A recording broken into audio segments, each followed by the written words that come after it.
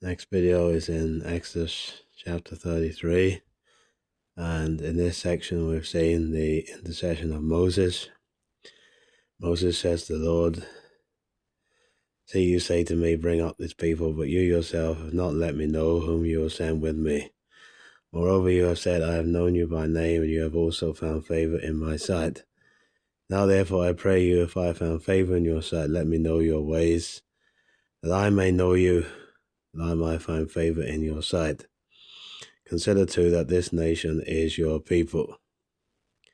Here we see that Moses pleads with God. God had said earlier on in the verses previously that he was not going to go up with them. Should I go up with you in the midst of one moment, I would destroy you. So we see that Moses here pleads with God. And the encouragement here, and this isn't really the point of the video, but it's encouragement to pray. And he said, God responded, "My presence shall go with you, and I will give you rest." Then he said to him, "If your presence does not go with us, do not lead us up from here.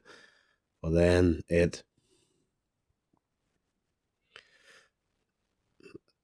I've been on, I have found favor in the sight of all your people. Is it not by your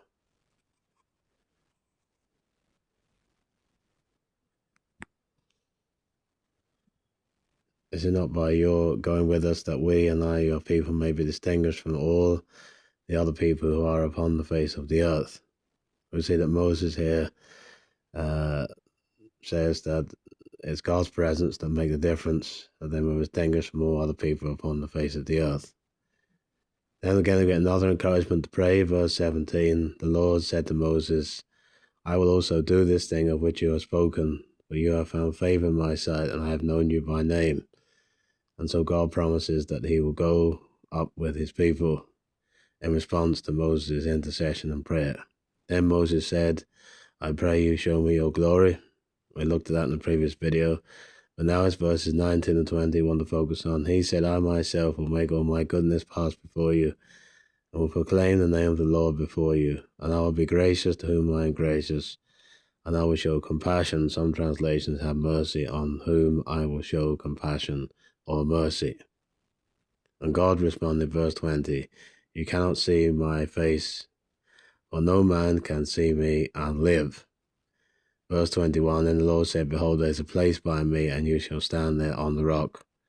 And verse 22, "I'll put you in the cleft of the rock and cover you with my hand until I have passed by." But the focus of our verses is verses 19 and 20, where God responds to Moses' prayer for "show me your glory." Verse 19 reveals that God's glory is seen in his goodness, or it could be said that his glory is his goodness. Also, we notice that God says, "I will proclaim the name of the Lord before you." This word for Lord is Yahweh. It's the Hebrew word from which we get Yahweh comes from. And this word is related to what God told Moses earlier in Exodus chapter 3 and verse 14, "I am that I am." This expression, as well as the name Jehovah, reveals God as the ever-present one. Well, then we notice two important things, or two characteristics of God. It's grace and mercy. If you want to know what the glory of God is, it's his character, and his actual characteristics of God are the glory of God. Here we see his goodness, his faithfulness, his name, his grace, and his mercy. Then we see his greatness, because Moses could not look and stand. As God says, "You shall see my back, but my face shall not be seen."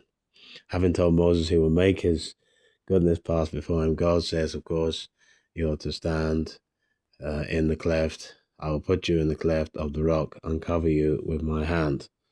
God is a spirit, so no one will actually be able to see God in his fullness. If a person could see God, he'll be unable to stand in the awesomeness of his glory. Moses was only able to see God by what he is and what he does. Moses was really told by God, I can't show you my face, but if I did, you would not live. I will show you my goodness, which reveals who I am and what I do. And so God was going to reveal his grace and mercy to Moses by showing him something of his glory.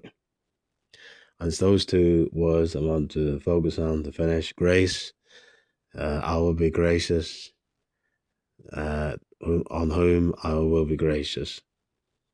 Grace is God's unmerited favor, which he bestows on us in spite of what we deserve, which is the judgment of God. All the way from Egypt to Sinai, God had dealt with the Israelites on the basis of grace. They did not deserve any favors from God. In fact, they deserved the complete opposite. Even though God had showed them so many amazing blessings, they murmured and complained constantly. Finally, they even rebelled against God's leadership and asked Aaron to make gods to lead them. The Israelites certainly deserved God's condemnation for rebelling against his grace. But then we also see what is translated here, compassion or mercy. Mercy is the wonderful provision of God to meet the desperate need of the person who's failed to respond to his grace. Mercy is that wonderful quality of God's nature which meets the deep and desperate need of those who have sinned against him. Psalm 105 gives the history of grace, and mercy is not mentioned once. Psalm 106 tells the story of God's mercy, and the backdrop to that is the sin of Israel, which is mentioned frequently. This verse, Exodus 33, verse 19, also shows us that a person should not presume on the grace of God. I will be compassionate, or I will show compassion on whom I will show compassion. No one can claim mercy as a right. If that was the case, it would no longer be mercy. Moses prayed as no other person had prayed for his people and their needs. He obtained mercy for those he loved, and in doing so, he was able to behold the glory of God. And then I want to finish with a verse in Hebrews, just related to us in the New Testament. Go into the New Testament to Hebrews chapter 4.